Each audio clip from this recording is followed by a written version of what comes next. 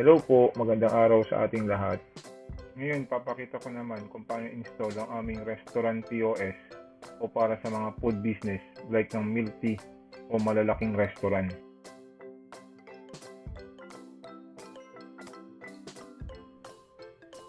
Ito yung mga kailangan natin sa POS, gaya ng database at Zank Pos. So, dito, kailangan na natin siyang i-extract. I-right-click natin, then extract here.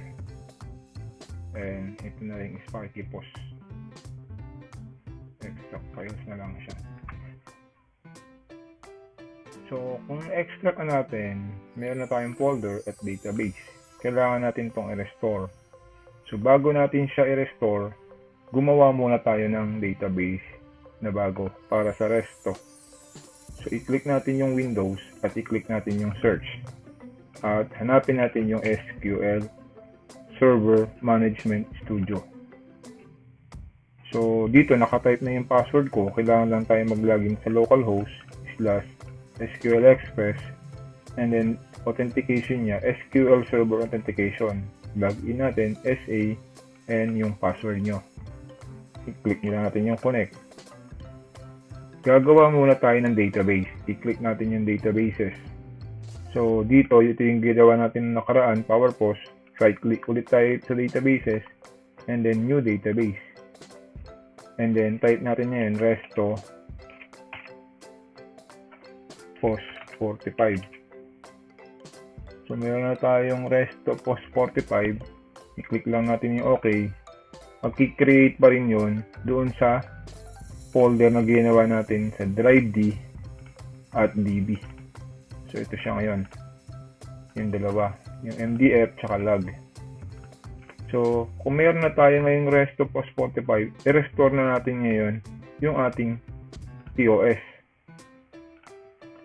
Ito yung database na yun. Resto Pos 45. Right-click lang natin. And then, task. And restore. Then, databases. So, click natin yung from device. Ngayon, i-click natin itong box. Then, add. And then, hanapin natin si D. At POS folder. At yung Resto Pos 45 point back. So, okay natin siya. Okay. Then, click natin yung box na restore. Then, options. Then, click natin yung override box. And then, click natin okay. So, ganun lang kadali ma-restore yung ating database. Nakita natin na 100% na siya. So, click natin OK. Na-restore na yung database natin. Kahit i-check natin yung tables, may laman na siya. Ngayon, paganahin natin yung POS. I-minimize natin itong SQL. At ito yung ating in-extract kanina. I-click lang natin siya. At hanapin natin yung POS. So, yung POS application, ito siya, application. So, ilagay natin sa desktop para magkaroon tayo ng shortcut.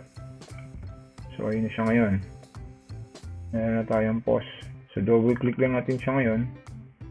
At i-click natin yung continue or button na okay. I-click natin ulit yung continue. Ito, gumagana na siya ngayon. So, pwede na tayo makapag-login. Bago natin siya magamit, mag-login muna tayo sa DBA. I-set up natin yung computer o i-register natin itong computer na ito. So, pag tinignan natin sa administration, machine setup.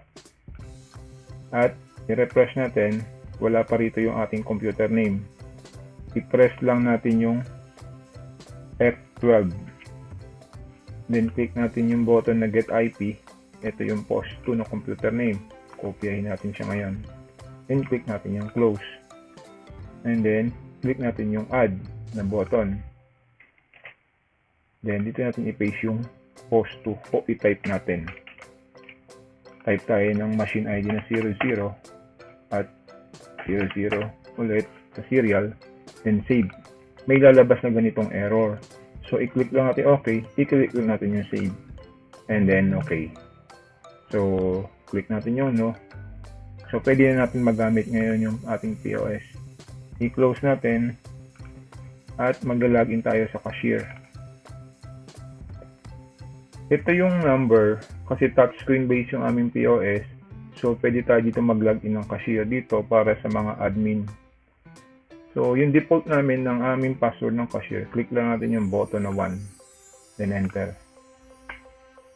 So, ito yung aming POS na pwede natin magamit para sa mga restaurant, small or big restaurant. So, ito yung QS para sa mga kiosk type o pay as you order. Ito yung F&B para sa malalaking restaurant. Pa-check po yung karugtong na video sa ibang link. Maraming salamat po.